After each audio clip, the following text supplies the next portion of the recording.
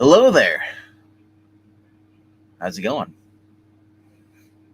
Ronnie's asking, is anybody out there? No, No. no one's out there. We're all in here. What's up to Eva Black Cat and Henry? What's up, Henry? Nothing's really appealed to you in the past 30 years? As far as comic books, or is that going media in general? Because I feel you in some of the movies. But comic books, there's been some stuff. But then again, I have a more broader taste, I guess. Not to say that you have, they don't. I feel like I'm more easy to please. My take is I enjoy a lot of the stuff that's out now, but if I had to give them up, it would be no Same here. problem Same here. today. But 30 years ago, I Well, would be going through withdrawal worse than when I quit drinking. I hear that. Because So for me, I can see why someone could take Henry's tact yeah, because I said it's but I said it's kind of how I feel with the Amazing Spider-Man. I read through all those stuff that everything I like always from the beginning to up there, and then as soon as it did the One More Day, I was like, oh my gosh, I can't read Spider-Man anymore. It was painful. Of course, I read like 40 years, all within like one like a matter of like 2 or 3 weeks. Did you see the tweet that Marvel sent out today? No, but it's probably something negative. It looks like they're going to bring Gwen Stacy back. Oh yeah, the Gwen Stacy in the death of Gwen Stacy in the grave. What a thing. joke! Is it Gwen Stacy's last hunt? Yeah, that would be it. But then I react like I still care, and then I realize I don't. So it's Honestly, I don't care about what Marvel's putting out lately. no. I mean, they announced Godzilla versus Spider-Man. I'm thinking like, hey, that's 40 years too late. Yeah. Why wasn't that done during the 80s? You know, the Marvel must have saw. Oh yeah, look what DC did with Justice League versus Godzilla, and we'll do that too. But the problem is that DC has Justice League. The Avengers aren't written well or even done well today. But the thing with Gwen, there's an old joke. There's a running joke for years. Nobody stays dead except for Uncle Ben, Bucky, and Gwen Stacy. And now all three of them are back in some way, shape, or form. Bucky was only accepted because the best writer in the industry was the one that did it. Mm-hmm. There are no Ed Brubakers at Marvel now. This is not going to work. Yeah. I don't know. It's like I said, the last stuff I was really collecting from Marvel, other than Ultimate Spider-Man, which I say it's probably the best book they put out in a long time. For me, arguably 30 years. Well, I mean, I don't know about 30 years, but certainly last 10 or 12. 20 years for me. I mean, the last time I was enjoying anything Marvel was. Well, I'm going to check your math for you. Siege, which we both, was that 2009? 2010. So that's only 15 years ago now. It's almost 20 years. Yeah, that's beautiful. If you generously round up. But I mean, like, look how long ago that's 15 years ago. Oh, no, that's why I said it's certainly in the last 10 or 12. Yeah, 15 years ago. Even before that, Spider-Man. Spider-Man was 2007. 2 more years. Yeah. Blackest Night is now old enough to get its learner's permit. Right?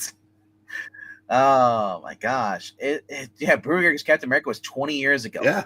2003 or somewhere on there. Yeah. But it was also part of it was done at a time when Marvel was doing a lot of stuff right. It's the problem with it is I said the cosmic stuff that Abbott and Lanning and Keith Giffen had a hand in, to varying degrees, House of M into Civil War into the Initiative into Secret Invasion into Dark Reign into Siege. At least it was coordinated, and you also had Planet Hulk, and they were doing a lot of really good stuff. They can't do that anymore. They don't have the talent or the initiative or the will to do anything like that now. Yeah. And that's why I said they'll if they bring back Gwen Stacy, who cares? It as far as I'm concerned, Marvel ceased to exist in 2012. Yeah. I've kind of dropped out of Marvel. Like I said the last thing I remember enjoying Marvel was Jed McKay, Doctor Strange. I know you like the Moon Knight. The Moon Knight is, I'd say, Moon Knight is probably the only thing that's ongoing that I've stuck with, because it's not about him being a pushover and being saved by a woman and all that crap, or him preaching about how people are oppressed. It's none of that crap you get in the X-Men. Yeah, or even some of the Avengers books. So there's probably not going to be any Marvel representation tonight from either one of us, but let's find out what is. All right. And for those of you who are watching over on Twitch, we are live also on YouTube, which is our main account. So with Twitch only allowing you to have 7 days to watch a video on there, YouTube, you can watch it for the past 4 years, baby. So you're missing out on a lot of cool stuff if you're only watching on Twitch. But the reason we reach out to Twitch is so you can find out about our YouTube. Brian, which Wolverine? Aren't there 2 or 3 things going on right now with Wolverine? So is that the Brisson Wolverine one? There was an Ed Brisson one. I know he did I think it was Ed Brisson did the Wolverine versus Predator. But real quickly, I want to say reply to Henry. Say it's different for me. I'm old school, and my books are artist based more than anything. So you basically, if a book has bad art, yeah, you won't check out over on you won't read a book because the interior art is bad. I understand that. Hey, what's up, Cool Princess? You can watch whatever on Twitch or YouTube. I don't.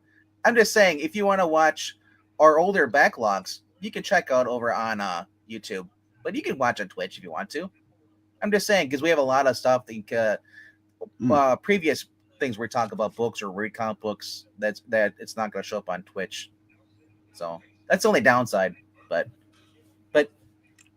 I would say subscribe to YouTube if you haven't done so you can check out the older stuff. Because I don't always stream the Twitch, but I do always stream the YouTube. That's our main channel. But thank you for showing up and watching. Appreciate it. Yeah. So what were you saying, Breen? You said sorry, I was saying we should go to the top 5 and see what is represented tonight. Alrighty then, we'll do that. All right. And real quick, do this. Share on the screen here. Get this going. But yeah, there are still good books coming out, and that's the whole point of this. Basically, showing what we're reading. You know, we may not always agree with it, you know, but I am curious to see what you guys might be interested in or what you guys are even reading. That's why we do this stuff. Because I love talking to you guys and interacting with it. It's like being a comic book shop, except that we're not buying anything. Well, except for the people on the panel.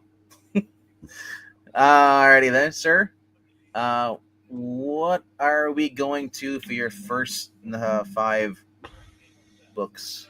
My number 5 is Geiger. Geiger coming out this week too. Another hot book.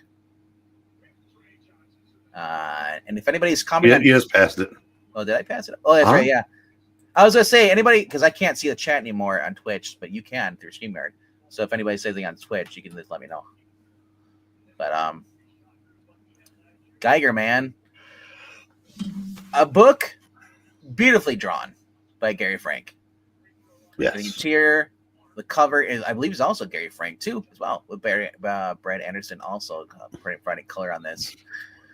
Not only is it written by Jeff Johns, who is famously known for his JSA and his just incredible run on books through the early 2000s. Actually not early 2000s, mid 2000s, right?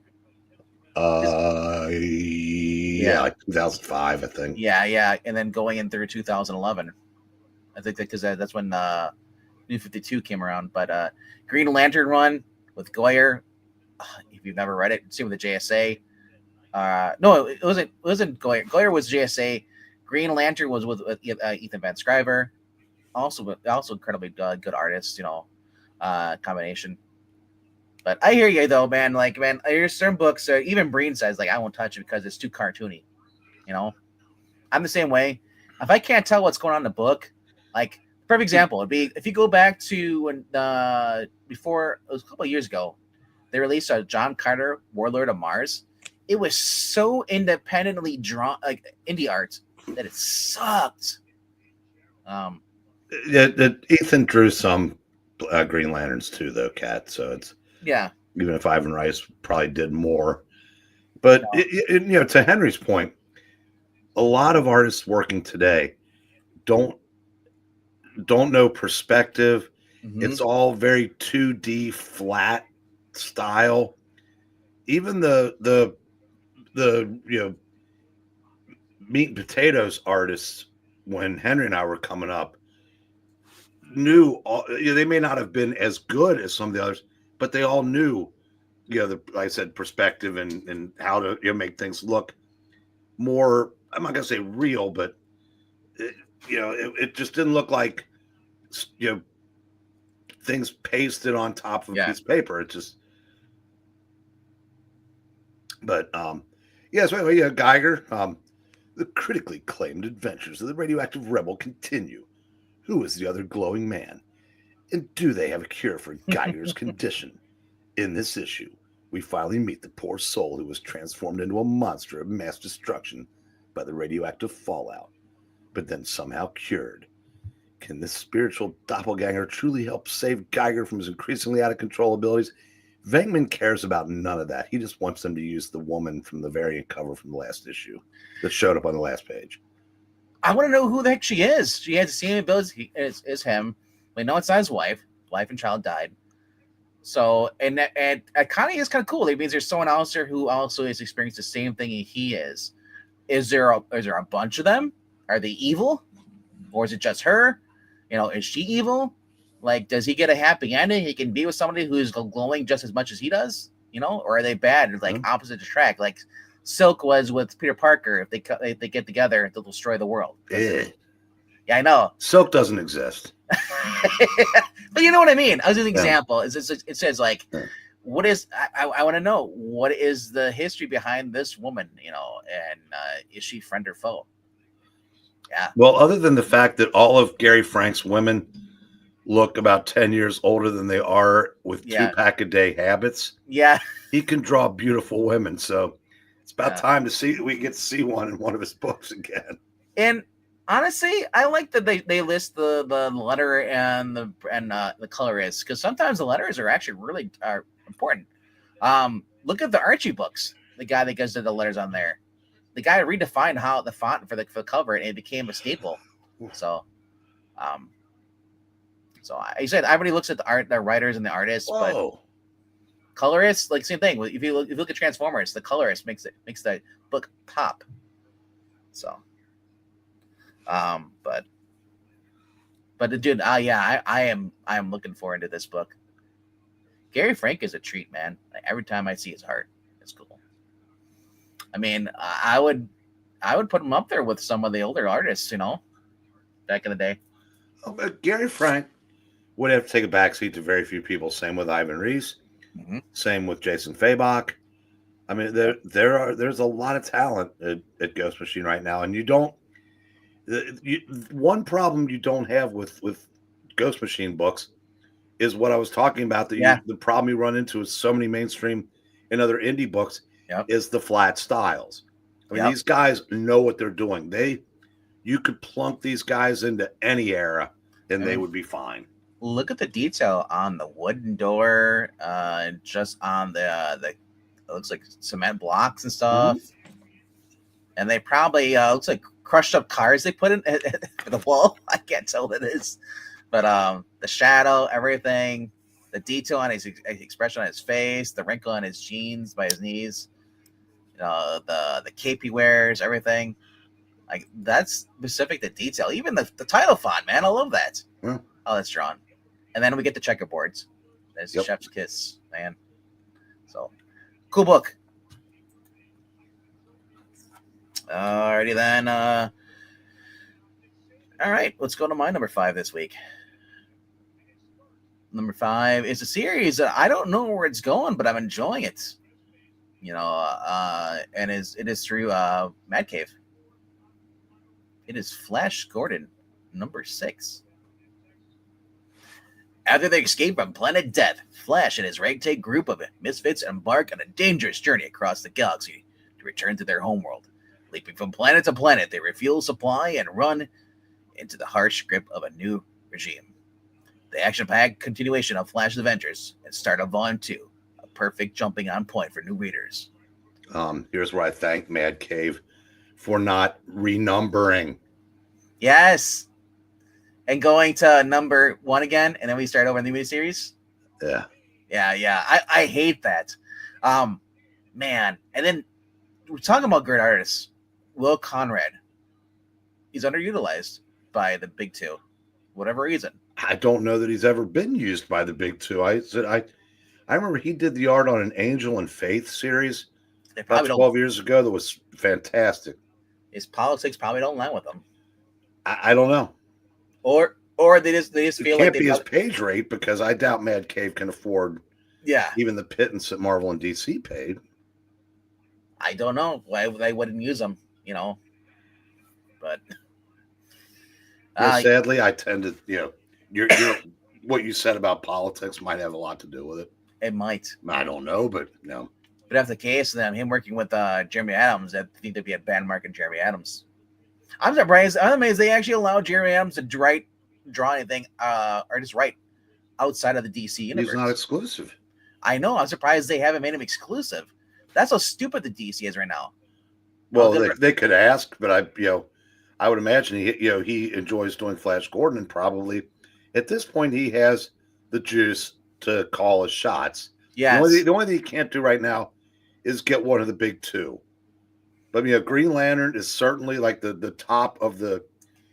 Once you get past the Trinity, Green Lantern is the top of the mountain at DC. His Flash run was phenomenal. Yeah, and then you get also in the B list. And then you got that Flash Green Lantern Oliver Queen team up book, the one shot, better than anything DC's done in a long time. But make no mistake, it is political, because sure, Tom King and Jeremy Adams is no comparison. Yeah. Jeremy Adams is just better, but Tom King has gotten to do all three of the big of the Trinity, whereas Jeremy Adams just gets the second level. Yeah. So this is the second cover. By this is more like expect from being like an indie book. Yeah. Compared to this first cover here, which I believe was actual Will Conrad doing the cover arts here. So that's what I would say. The interior artist doing the A cover is what you need to do. I need to know what's in the book, otherwise I'm not going to grab it off the shelf. Well, the four. The difference is, as I say quickly, the difference is compared today, compared to back then. If I got a Gene Colan cover, I knew the interior art was still good in those Spider-Man books or Gil Kane covers. You know, it was be great. Nowadays, they clickbait you with, "Oh, it's a good-looking cover," Lee Brahimio, and then you look at the interior, like, "Oh, what the hell is this Batman book?" Actually, Gene Colan did not draw a single issue of a comic book with Spider-Man in the title. Really? In his career, nope. Wow. He drew Spider-Man in a Daredevil Submariner crossover that we read, where the colorist, I can't remember if it was Mary Jane or Gwen that they used in the story, but they colored the wrong hair color. I think it was like maybe Gwen is a redhead or something like that. But no, what I was gonna say is the four like licensed properties that I'm the biggest fan of right now, being Flash Gordon, Dick Tracy, Space Ghost, and Johnny Quest. 3 of the 4 have tremendous art. Jonathan Lau is killing it on Space Ghost. I can't remember who was doing the art for Johnny Quest, but it was excellent. Not to take anything away from the art on Dick Tracy, but it's not in the ballpark as the other 3. It's still very good, but like I said, these, the other 3 are like next level. It's certainly for 2025. I never would have thought about you praising Space Ghost book. I never would have thought would have been your wheelhouse. Well, Even, it really wasn't. I mean, I was a fan for the nostalgia part of it. I mean, I was never a fan of the Space Ghost as the talk show host crap. Yeah. But Rod used to go on and on about Space Ghost, and when I found that the first issue of Space Ghost, it was beat to death, but Yeah. it was really cool. And then the series came out. I said, "All right, I'll try it," because I want things to read, and I said Marvel's kind of closed off to me. Most of DC is, so I gave this a shot, and like I said, it's the best thing David Pepos has ever done, and it's better than it has any right to be. I was gonna say he worked on something else. He did a Punisher miniseries that was just terrible. Okay, not that, but I'm saying there's another one I think I read by him, but it was actually pretty good. I'm trying to remember what it was. Might have been Marvel, but alrighty though. Let's go see what's your number 4 for this week. Yeah, my trusty paper here, because I do it old school. Yes. I watch that every week. You think I'd have that memorized? A 4.6. Well, it's my number 4, not 4.6. Number 4, Green Lantern Corps number 1. Alrighty then. You gotta scroll down. not the lineup I would actually go for, but it's with the writing should be good. Not. I think Morgan Hatman might have a backup story. I just saw that. I don't think that she's got the main story, but I hope that's not the case. No, I think it's just Jeremy Adams. Yeah, she's listed on there on the cover too. I would not be using Teen Lantern. If they want to do Teen Lantern, Kitty type backup stories, great. I would have put Arisia in there because I always liked her. Yes. I don't see Kilowog in the cover on the cover, and you know what? That's okay. I'm kind of tired of Kilowog anyway. For now, he was used in the main series, so yeah. Kilowog might have his own series going on. He could sustain a mini series, but not an ongoing. Well, yeah, that's what I mean. It'd be and Jeremy Adams has shown the ability to write JoJo Mullen's fine ass pretty well. Yeah. So I trust this will be good. It's Simon Baz coming back to the main books. I never would have thought Simon Baz would come back. But I'm more interested to see how he writes Jessica Cruz. We've seen her a little bit in little tidbits. The Green Lantern story, but honestly, Jessica Cruz, when she's written well, and she's an entertaining character. I think it was it Grant Morrison that was writing when she was a Yellow Lantern. I wasn't reading, so I don't know. Yeah, I wasn't reading the title either, but I'm trying to remember who the writer was. But I trust. I've seen snippets of his writing, Guy Gardner and Kyle Rayner, and I think he gets both of them because some writers can't resist the temptation to default Guy back into that dumb, a poor man's version of the Bwahaha Justice League. He's evolved past that. Yeah. And I trust that Jeremy Adams will write him accordingly. Well, we see that in the last one shot.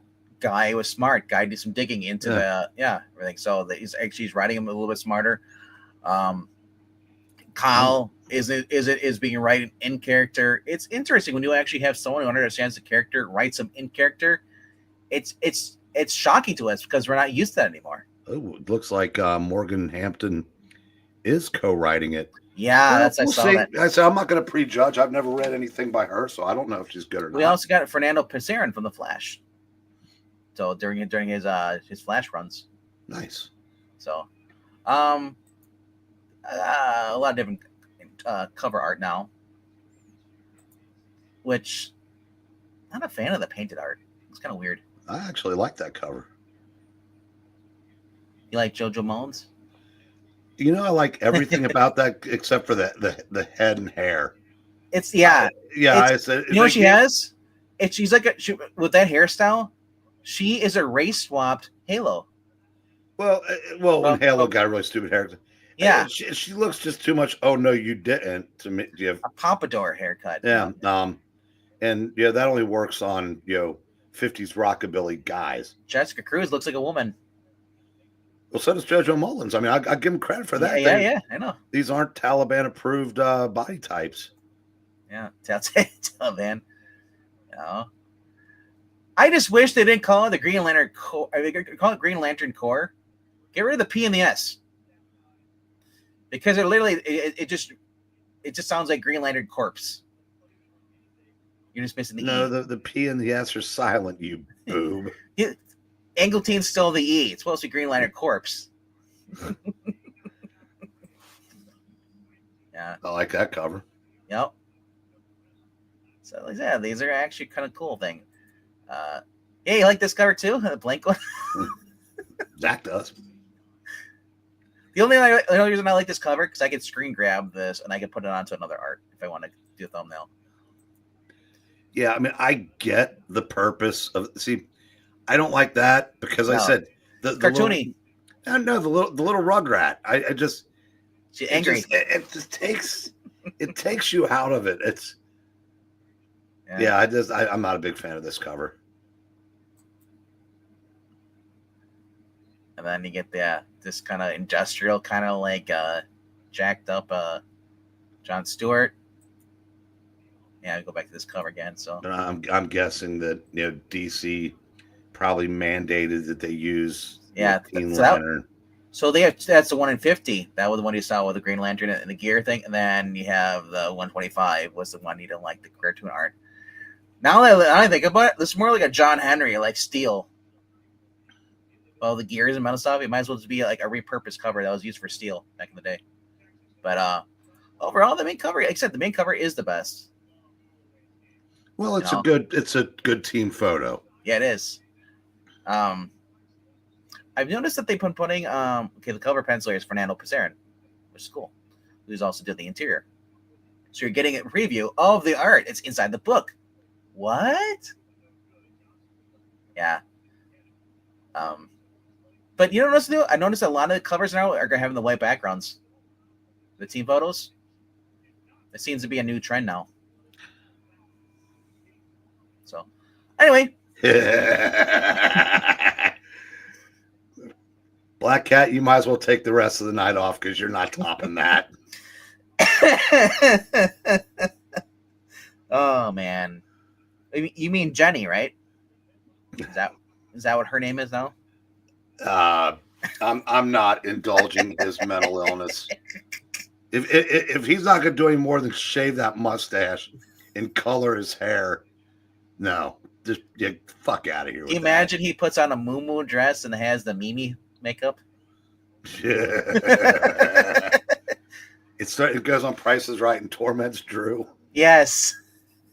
Is he still holding the Price is Right? Oh yeah.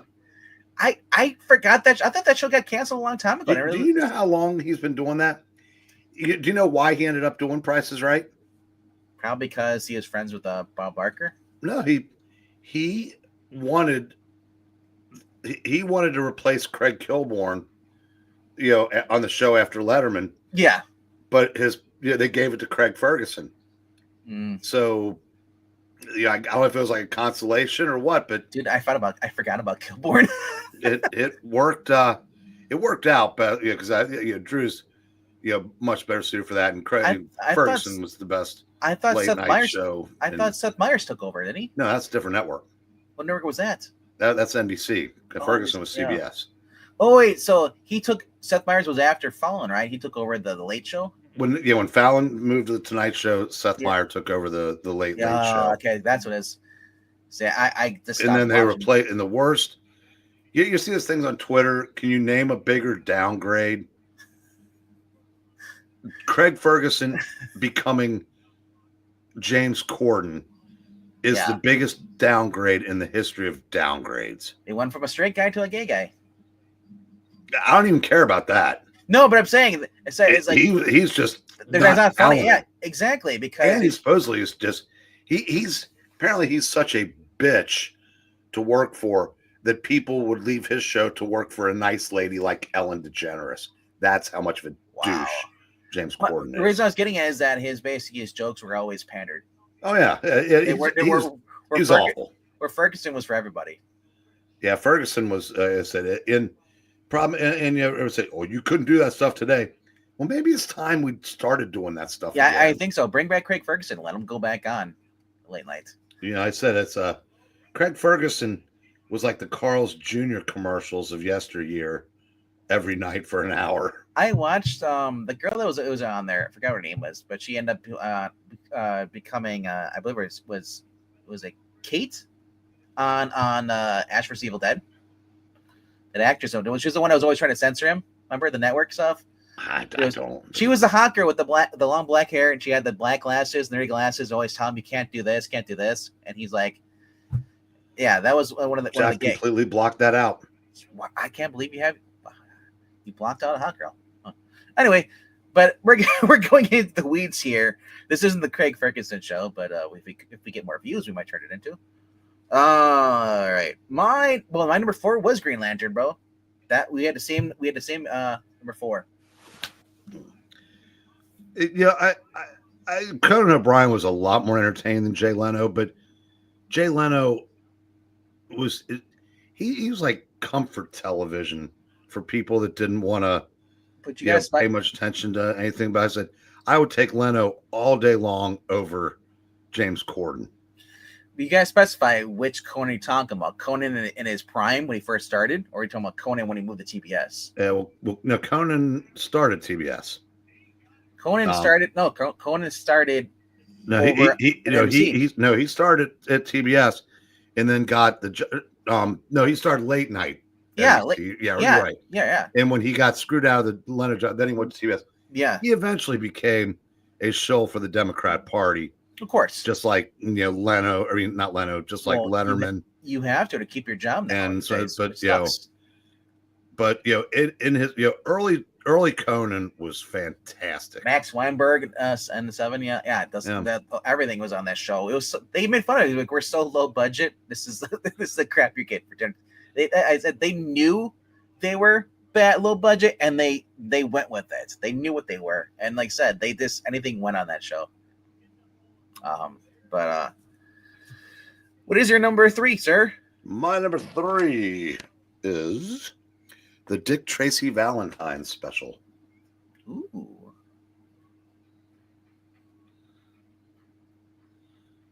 I have no idea what they're going to do for this, but I love the series, and I trust this will be good. Even if Steve Orlando's writing part of it. Oh, he is. I didn't realize that. Well, we bitched about it when we first saw this. Oh, that's right, yeah. See, you probably blocked out your mind. Wow. So that's what happened to Geekery with Dante D. Yeah, I hate. He's the guy on the right now. Yep. Craig Cermak. Yeah. He's it. So subscribe. So that bell rung. I wish him the best. I hope he's still alive. I don't think he is. It's hard because he hasn't posted in 3 plus years. You think there would have been an update on the channel by the wife or something like that? That may not be something you think about, and she may not have even known he had a Twitter account or even a YouTube account. Yeah. Well, yeah, that's because the reason I bring it up because there was a YouTuber I used to watch, Desert Drifter. I watched the guy would just go for hikes and go camping out in in Nevada or just Arizona over there where they have all like the Native American trails and stuff for these and you go to like the different historical sites. He would record and stuff that. Well, he got in a car accident and his wife updated a video on his channel to let people know and like to go fund me and fund and all that stuff. Other YouTubers that have passed away, obviously that they weren't as popular in our circle, but in other circles they were. That basically passed away. There was word spread around stuff. So it's like when when these people go dark, it is scary. Especially, I said if Eric were to ever just drop off the face of the earth, I would be devastated because I don't know. Obviously you're not going to do that unless you're doing one thing or you're 6 feet under. I don't. Yeah, in 2 months it'll be 3 years since he's posted. Yeah, that is it's sad. But getting back to this book though, when a string of murders occurs on the set of a romantic movie filming this city. The city. Dick Tracy is on the case in this world of glitz and glamour, where everyone tells a story but no one tells the truth. Tracy races against the clock to separate fact from fiction and stop this killer before they fulfill their promise to strike again on Valentine's Day. Plus, while investigating a series of bizarre deaths, Dick Tracy finds himself transported to the life of his dreams. But what's lurking behind this locus of love? Find on Dick Tracy Valentine's Day special. So I figured out which one Steve Orlando's doing. The second story. Oh, I was kind of hoping it was just one long story. I think it's good because it says plus. So I'm assuming he's doing. Fingers crossed. That might be that. So honestly, I was not the biggest Alex Segura fan, but with Michael Morecki, and then maybe it's just the wrong title for or wrong company for Alex Segura. He said he did a Scarlet Sisters. Everybody gets a mulligan. Yeah, but boy, was that bad. $7 for a one shot. It does not say how many pages it is, though. But yeah, honestly, $7 going to Mad Cave is better than $7 going to Marvel or DC. I agree. Yeah, support them. Even if it's not the best book, support this company so they can put out banger titles. I want banger after banger after banger. Yes. Alrighty then. We'll go to my number 3 then. Unless do you have anything else to say about this? Nope. Alrighty then.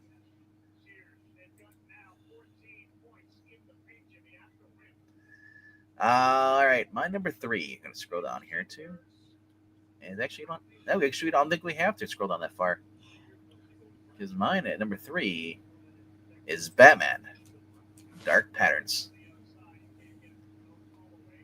It's been a while since I've actually really, really enjoyed a Batman, like this miniseries stories.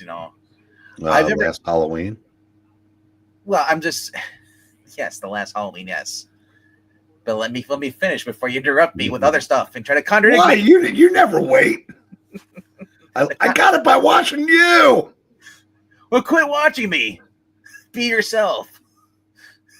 No, I was going to say is that I'm not the biggest Batman and comic book fan.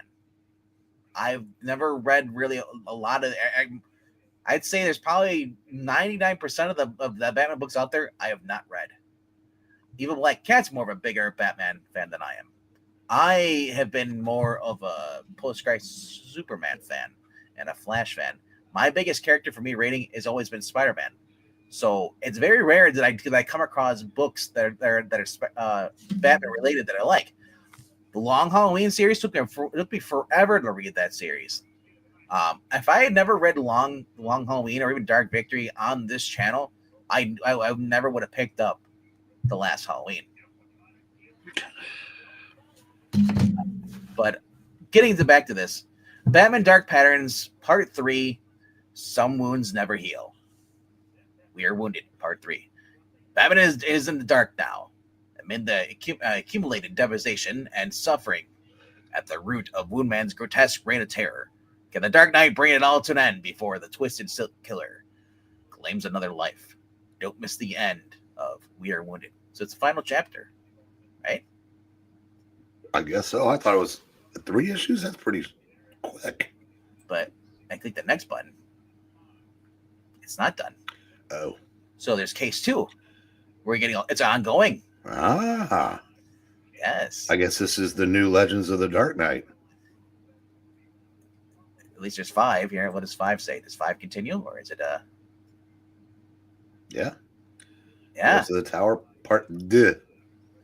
Honestly, this is cool. This is what we need in comic books. Alrighty then. Legends of the Dark Knight had way more good stories than not. So yeah, I'm all for this. Yeah, especially if I don't like them. When you're looking for a good Batman book outside the main 2 titles, that's bad. But you know what? It's good for me because I only have to buy one. Where are we going? Well, first, since we were talking about Batman, I don't have it on my list because I don't really want to add another title right now yet. Mm-hmm. But I've heard all kinds of great things about Batman and Robin now. Oh yeah, the new one. The Philip Kennedy Johnson since he took over, so it's way light years better than the Joshua Williams run. That's good.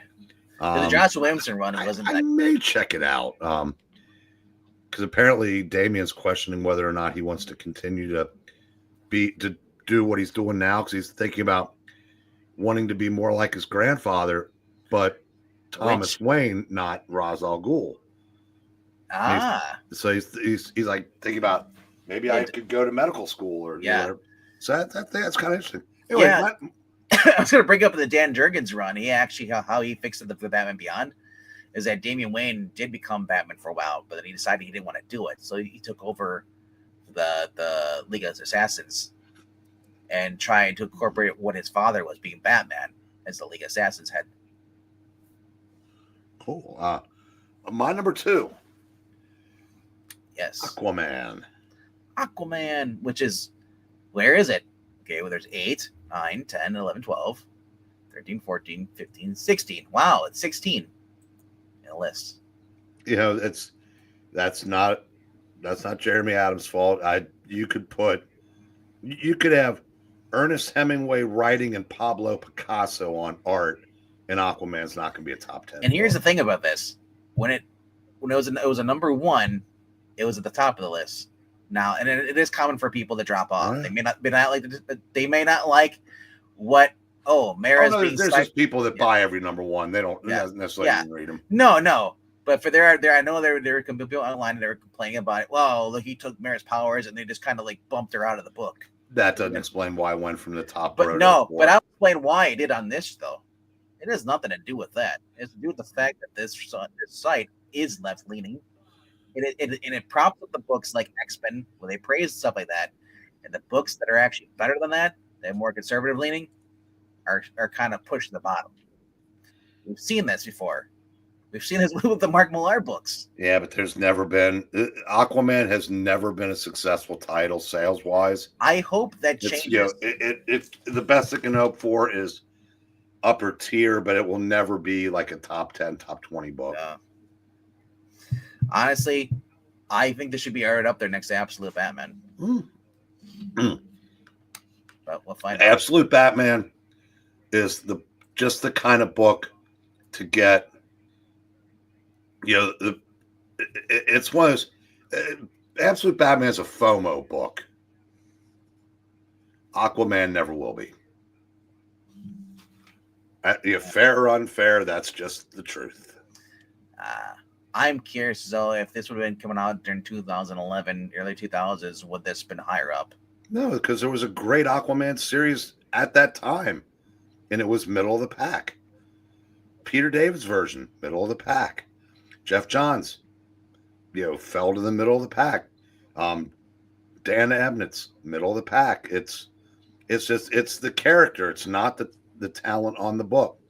It's like you can put. We'll find out. Hawkman can't get. Like I said, that was the best written book in comics for 2+ years. Not good enough to save it from cancellation. I'm liking the Jeff Johns Hawkman more than I like the Robert Venditti. I know that's backwards for some people, but I don't know, Mariah. I was just trying to think of an artist.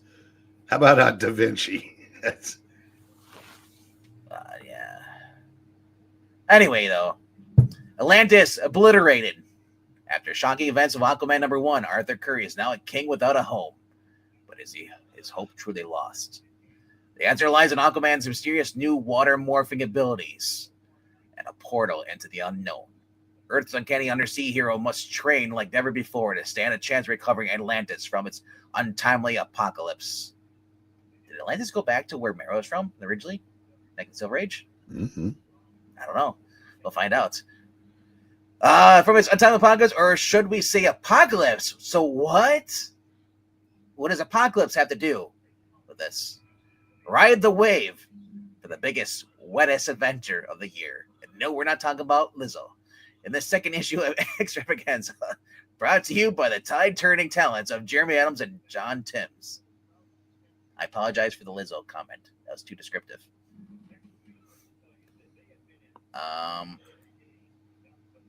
Got some Mara books in here, covers. Uh, it's kind of cool because it shows like the water. She's at the just above the surface. Then we have Aquaman riding a sea turtle. You know what would have been great instead of this if you'd been riding a seahorse. That would have popped for me more than him riding a freaking turtle. Then we have the Tula Latte cardstock variants. That's a nice cover. Yep. I like painted covers when they're done well. And then we have the 1 in 25 Salvador La Roca cardstock variant. Wow.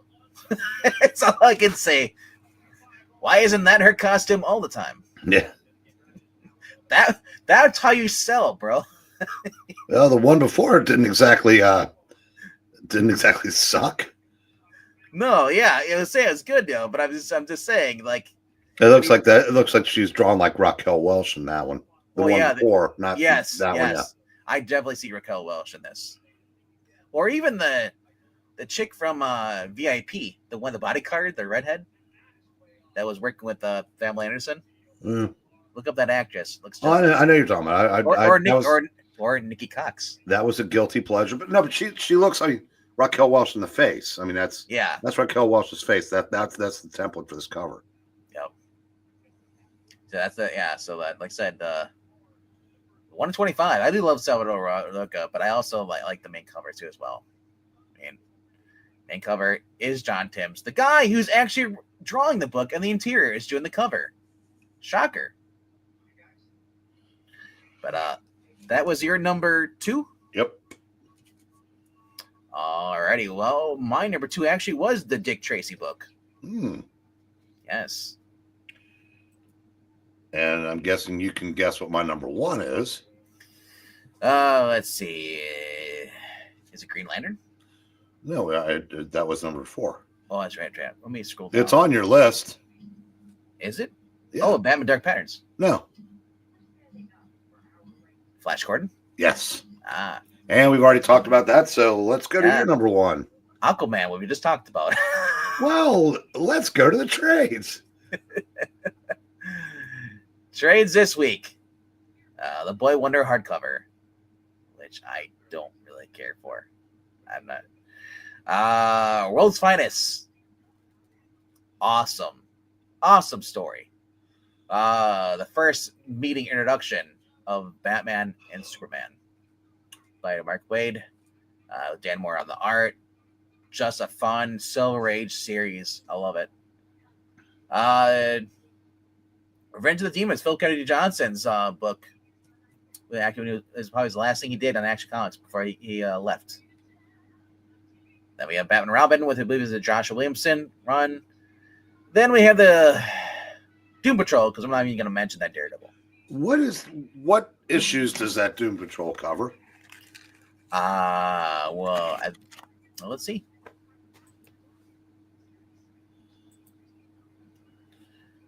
Doom Patrol. It covers the 1980s, so it looks like Brave and the Bold, number 65, Doom Patrol 86 through 102, Challenge of the Unknown, number 48, My Grace Adventure. Gotta wait for the second one.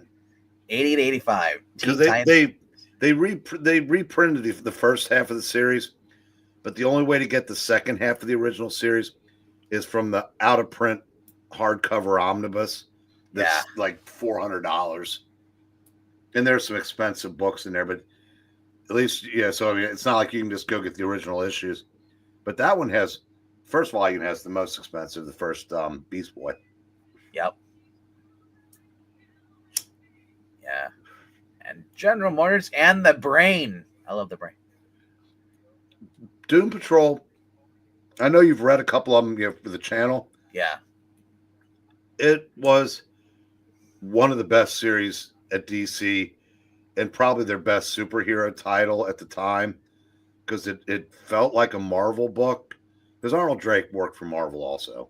Yeah. But I'm talking when I say like this, the better books at DC were like their war science fiction books, and Doom Patrol was on par with those.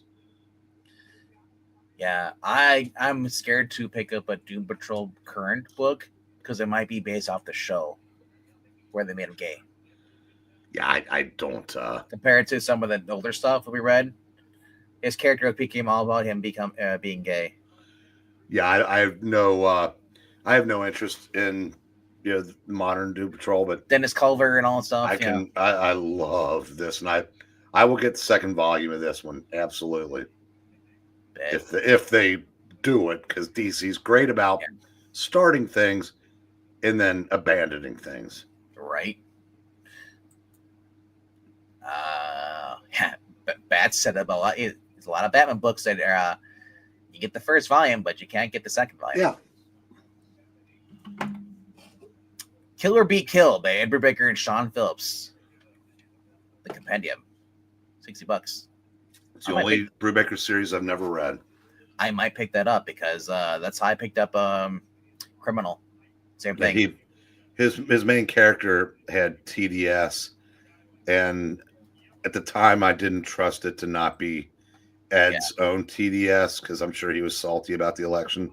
Yeah. Back in 2016, and now I just haven't gotten around to reading it.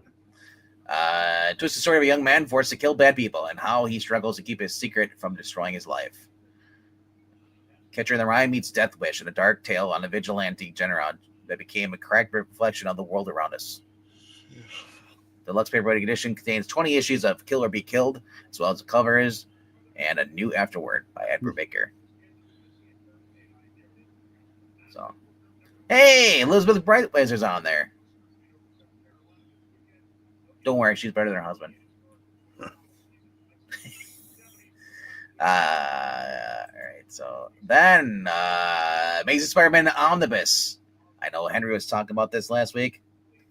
Yeah, looking forward to this. We talked about this last week as well. Both covers are awesome. I don't know which one I want more. I mean, I love the one on the left. I love that after image technique and stuff. I love that. Hold on, I got a call waiting here. Oh, look at it. It is Zachary. We're just going over the trades, and then we'll go over your top 5, sir. That's cool. That's cool. Sorry I'm late. I'm actually surprised that I got home in time for this. Well, here's the thing. We go a lot shorter sometimes if it's just the two of us, because we have the same. I thought that Jay or Evil Black Cat was going to be here for some reason. Well, no, Jay just wanted to whine and say, "Where's my invite?" And so you got the invite, or he got the invite. I thought. I know he's in the group.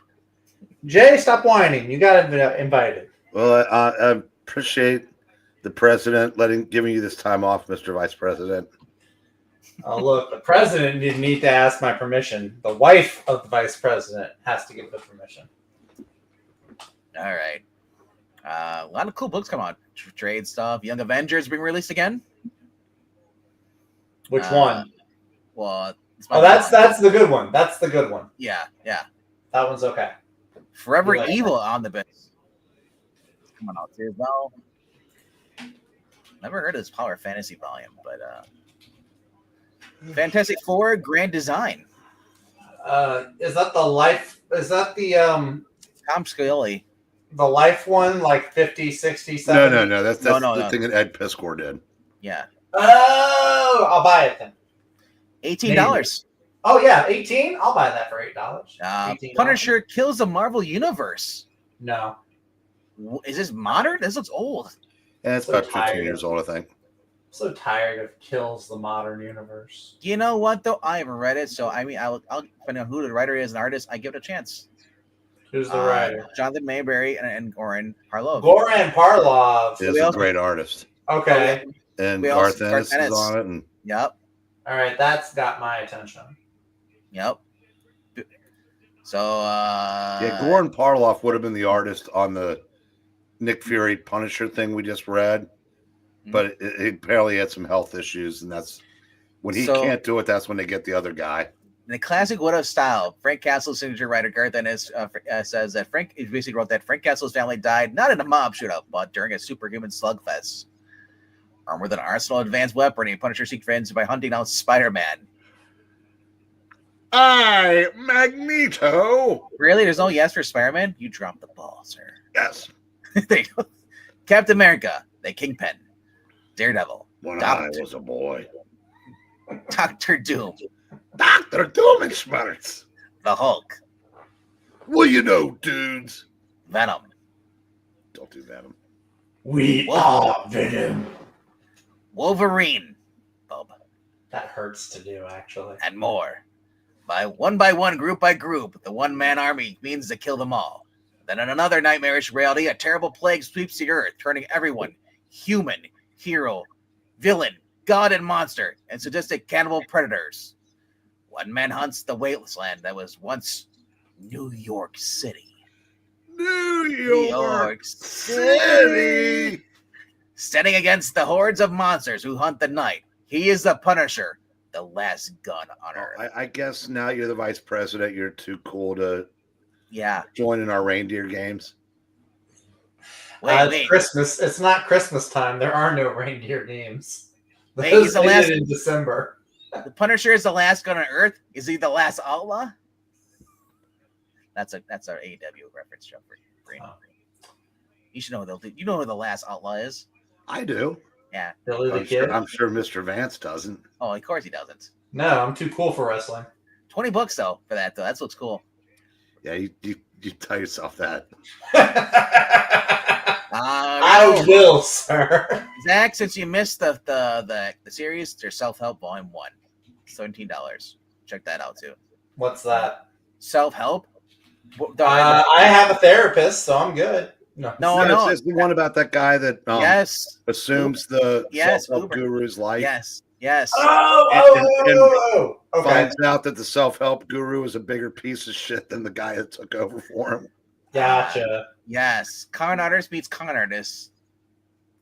Are Honest- Amy and Melissa in the chat? One of them is. I think it's Melissa. Just a reminder, Melissa, that we're doing very Lester-friendly covers at 10:30. And Lester friendly. So no Alice Coopers we tonight? request your presence. Wait, are you looking at she watching on Twitch? Yes. Code Last, I think is her. Or the code something. Code Princess? Yeah, that's Melissa. You can recognize by the avatar. So If I type in here, does it go to Twitch or do I have to actually comment in Twitch? so you can there's a drop down box. You can, if you just want to type the Twitch, you can do that. You can I comment did the comments on the StreamYard. or speak in tongues. no. If you go into where the chat box, it will. If you do it right now, it's just where it says all. You can change that to where it just goes to the Twitch icon and type. Then it'll type just a Twitch. Got you. Yeah, that's kind of nice, but It's weird, but okay. But so you can send her private messages that only people on Twitch can see. What people on Twitch besides them? Volume 2 of Thundercats. It's been an okay series.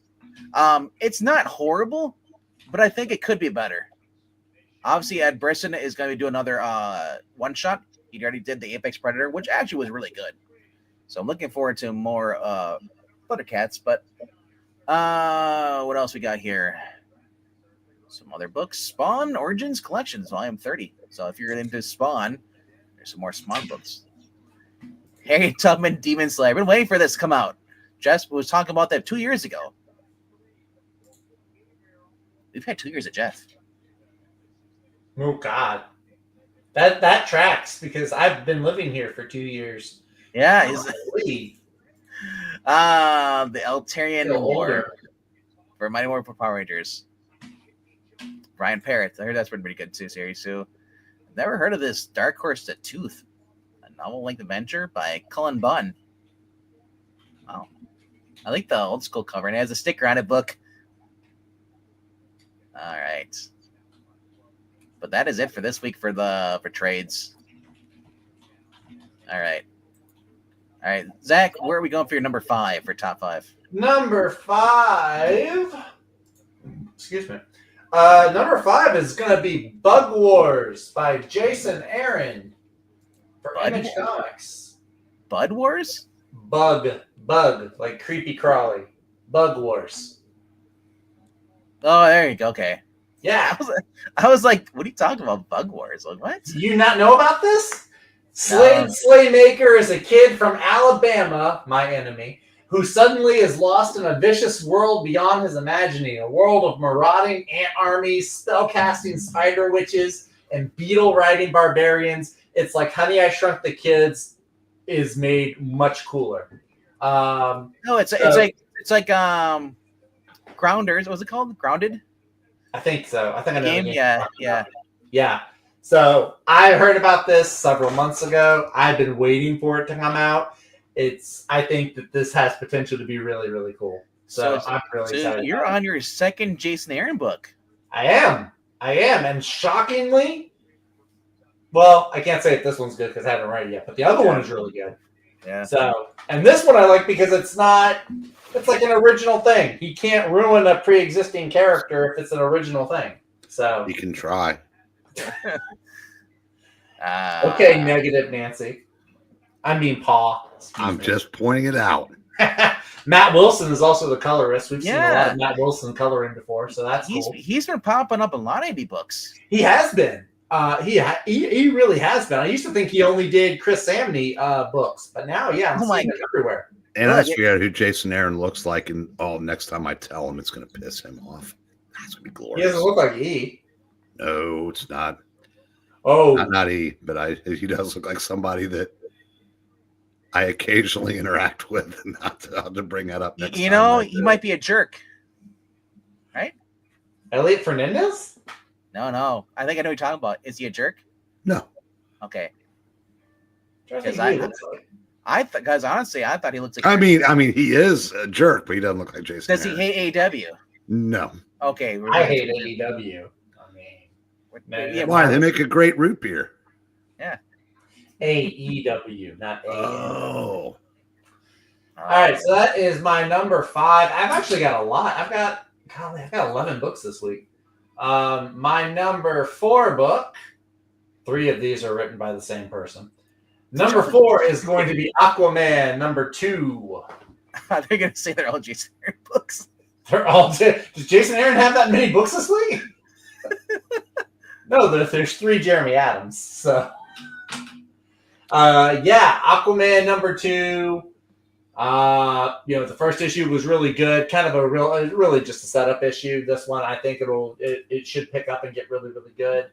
Not the first one wasn't, but it had a lot of cool setup.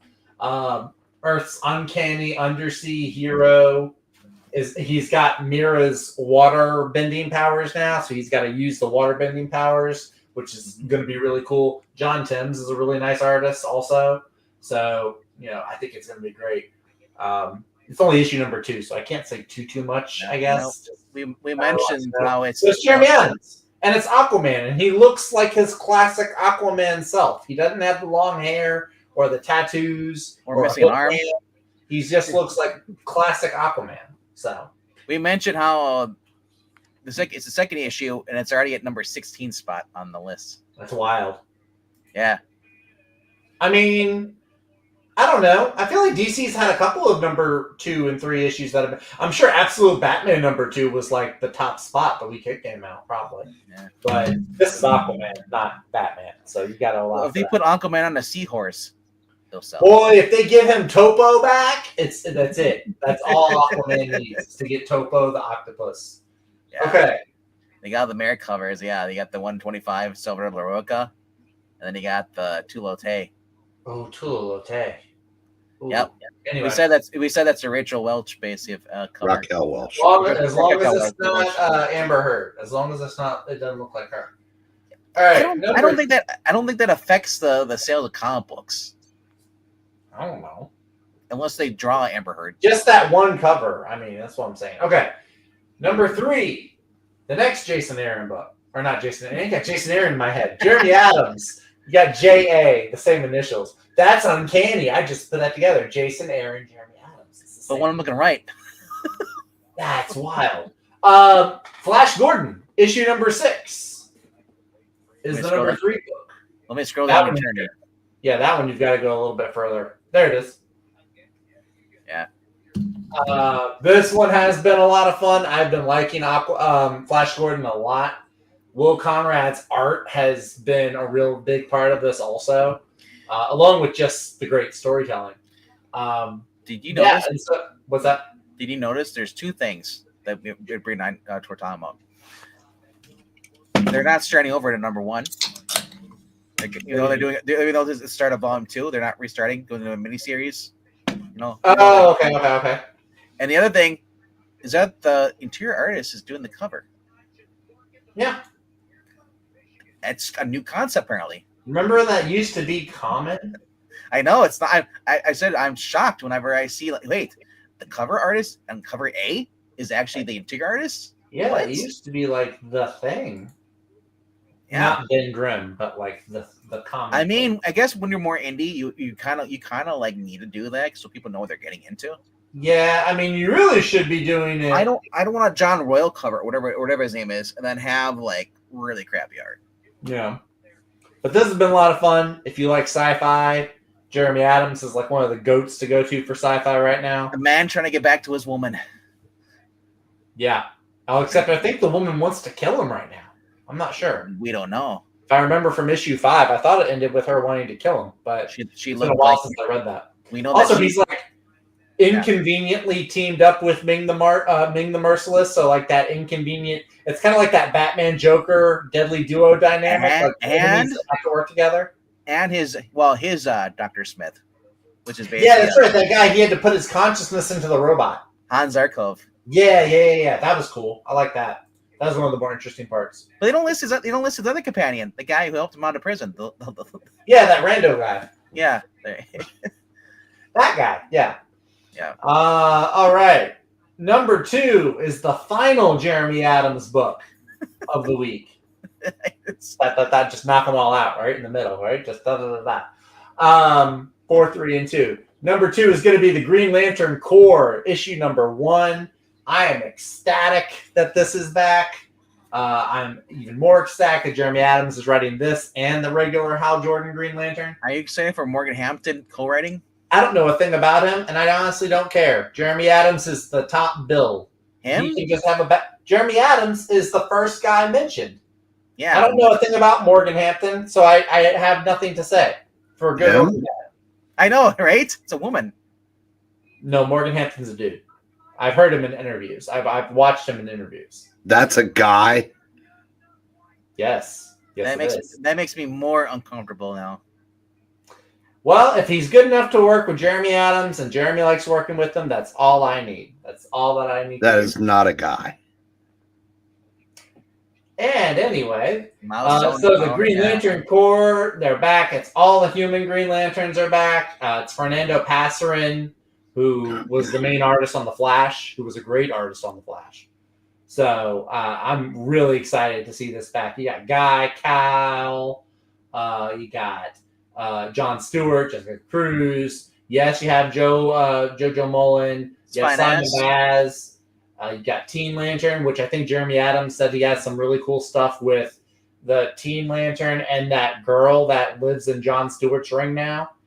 Jeremy said he has some really cool ideas for those two. Jeremy Adams likes to write kids superheroes a lot, so I think he's going to have some fun there. So I'm really looking forward to this. He's got stuff planned with the Sorrow Lantern. Yep.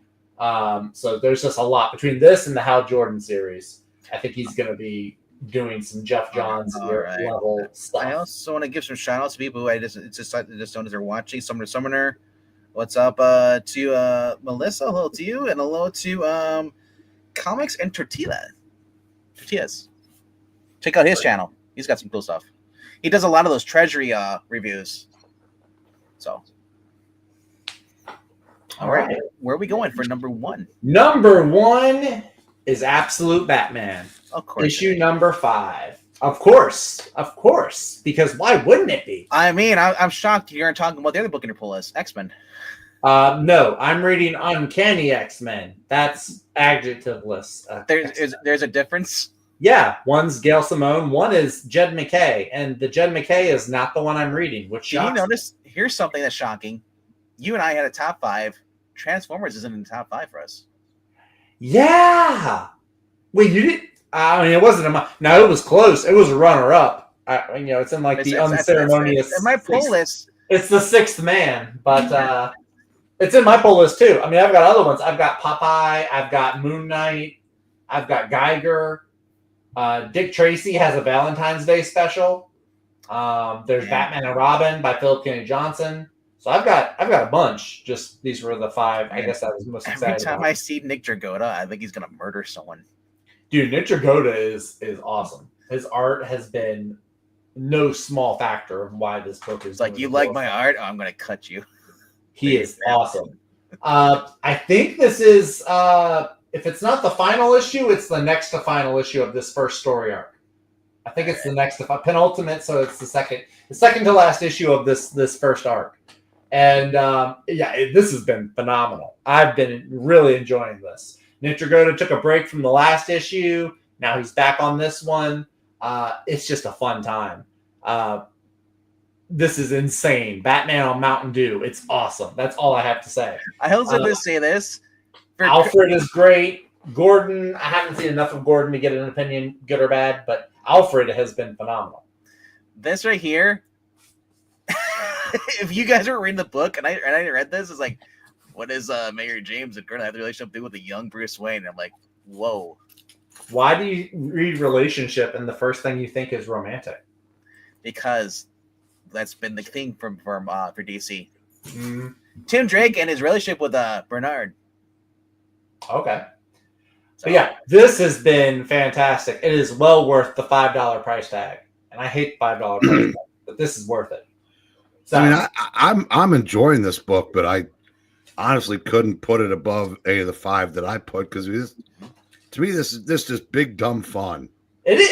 Yeah. It's big dumb fun. That's it. That's. And I'm not looking for any greater meaning in it, and I enjoy. I look forward to it coming out. But I looked at I said 3 Jeremy Adams books and here's the best Geiger and that was pretty good. The Dick Tracy thing. I don't know. I said Joelle Jones. I am also getting the One World Under Doom one shot from Marvel also. So I do have some Marvel. Zach, have you been reading the Batman Robin with Philip Kennedy Johnson? I stopped after Joshua Williamson left. I think it was like the Dinosaur Island one. I think it was a 2-parter.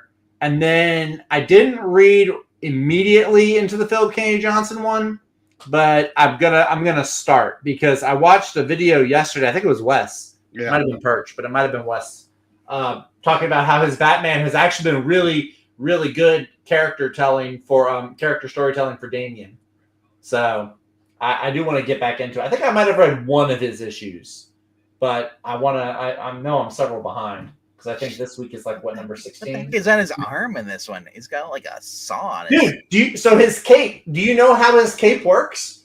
His cape is like this prehensile. It's kind of like the fabric in the Batman Begins movies, where it's like it's a moldable type of fabric, and that's how you can use it to grab onto people and things. So it's got like the serrated grip. It looks like it's to help it grab onto like building edges and stuff. It looks like he's just got a saw. He's just gonna saw your legs off. It's arms. Freaking cool. Freaking awesome. The spikes. So yeah, Batman and Robin, One World Under Doom. Derpy Bats. There you go. Moon is following us. That has a new issue out this week.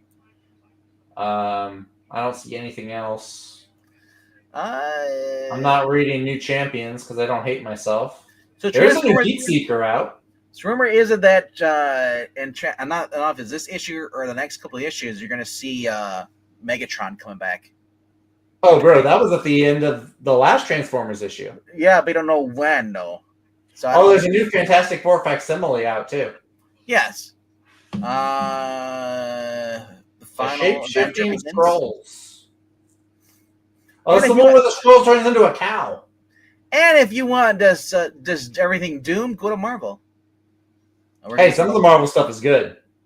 John Ridley, writing in Action Comics. Moon Knight's good. All New Venom has actually been surprisingly fun. So here's this. So is Fantastic Four. Action Comics, the gist of John Ridley's stories will be about prison reform. Exciting.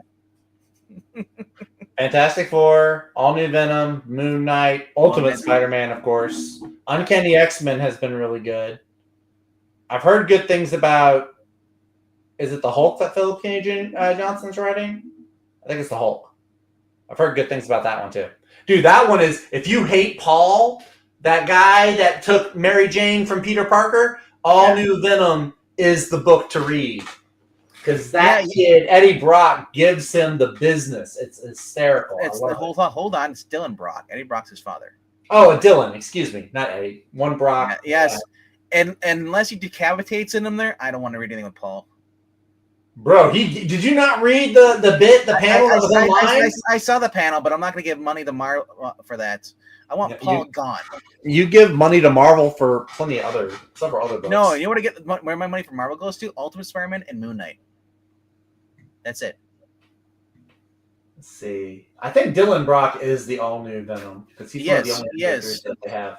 Yes. Well, no, this new one is a mystery.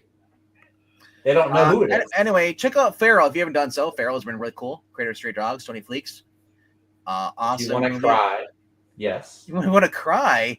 Dude, that's what Stray Dogs did. Okay, so this is basically a bunch of house cats that were in the back of the ambulance. The ambulance crashes over a cliff, basically, and they are not ambulance. What was the ambulance? They were in a pound, going to the pound, be euthanized because of the fact that right now there's a really bad rabies outbreak, and the cats don't realize the house cats don't realize that there's rabies on there. They meet a couple of strays, and they just are trying to survive, get back home, and keep together and survive this. They recently were abducted by this woman who has about 30,000 cats in her house. Turns out she's got rabies, and they're trying to survive her house. She just fell. The last issue, she fell down the stairs and broke her neck. So now they're trapped in the basement. They'll eat her. The cats will eat her. Well, no, they won't because she's diseased. But I guess this could be the last. What's his name? Rob Liefeld story at Marvel. Deadpool team up. I don't think he's got anything else coming out because he said he's done with Marvel. He's done. He did, and some very unsavory feelings towards them, from what I which are justified. Justifiable. Oh, 100%. Oh, and if you want to see, if he hadn't blocked me, I would agree with him. I would tell him so. Bro, you have another account. You can just go. No, I whittled it down to one. I don't need two. Wow. Anyway, so Captain America versus Falcon, or sorry, Falcon versus this is a really crazy cover. You have a fake Captain America and a fake Hulk. What happened to the Red Hulk that had the mustache? I like that guy. Well, he got feminized. Probably. I don't think he did. Let me see. All right. Witchblade has been pretty good. Robert Maverick. That's who he was. Heatseeker is out right now.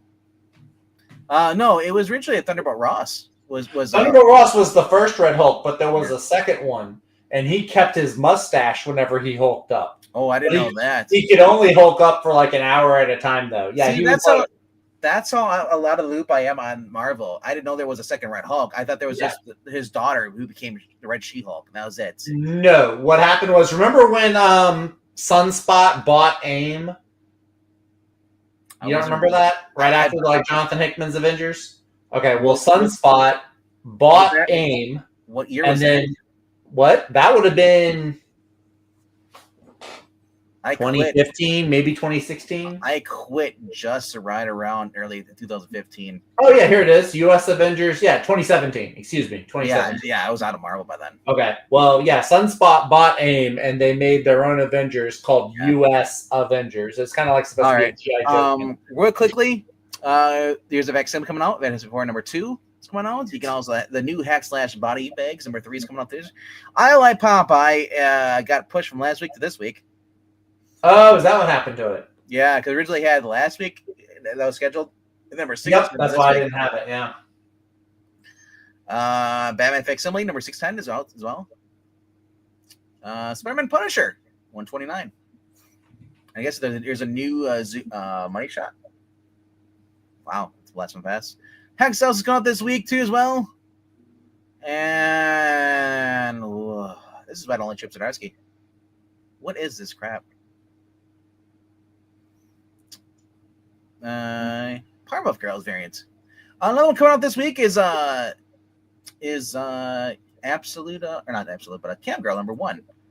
Now this is a girl who did the other one that was called Red Light. This is Sarah Cho. So I don't know. Dude. It might be good, might be bad. It's a one shot. It's $7 though for one shot though.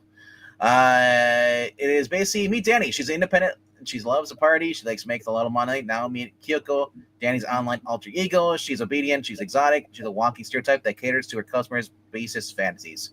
When one of her basically her most enduring followers starts to send her increasingly threatening messages, two lives become dangerously intertwined to turn the tables on a relentless stalker who seems to know everything about her, exactly which buttons to push. Danny must confront her personal demons and rediscover who she really is and what she's capable of doing.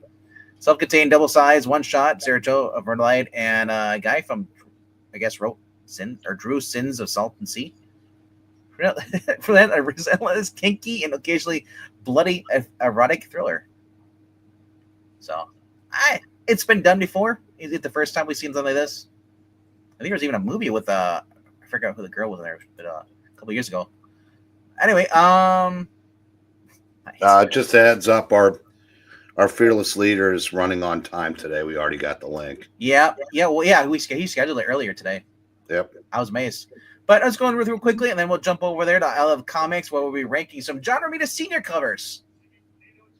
Not Junior. Here's a variant from last week's second printing, number 10. I'm tempted to get this. Just for that cover of the new Golden Woman. But anyway, that is it for this week, though. Want to thank everybody for being here. Zach for showing up late, even though he showed up, though. That's what counts. So, yeah, thank you all for being here. Through Henry, Marania, Comics and Tortillas. Check out his channel, too. Really cool guy. So go to his channel. What else we got here? We had Summoner. We had Jay Lucian, Dark, an Evil Black Cat. Melissa was here too. And I'll shout out to Brian Stam, Theo Dragon. And if I missed anybody, I apologize. One Sick Dude, thank you for popping up, man. And I think that's it. So remember to hit that like button, subscribe, and check out the Ko-Fi link. It helps us keep this channel going. And also, anybody who hasn't said anything in the comment section or the chat here, thanks for watching. And I'll see you guys on Thursday night, same time, 9 p.m. Eastern. We'll do showing off the books that we got, plus whatever, some back issues. I may not get my books on time, or calling for a snowstorm for me tomorrow. Anywhere from 6 to 10 inches, almost a foot of snow.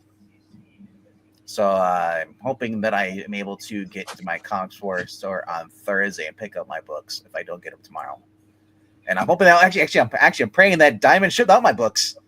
What am I saying? That's what you should be hoping, yeah. So, all right, though. All right, I Love Comics saying, don't pick out tonight, Zach. Show some respect. I do. I'm the only one in this crowd that picks up his son's books. All right. I show him plenty of respect. All right, see you guys. Head over to I Love Comics starting in 2 minutes. Later, guys. Good night, kids.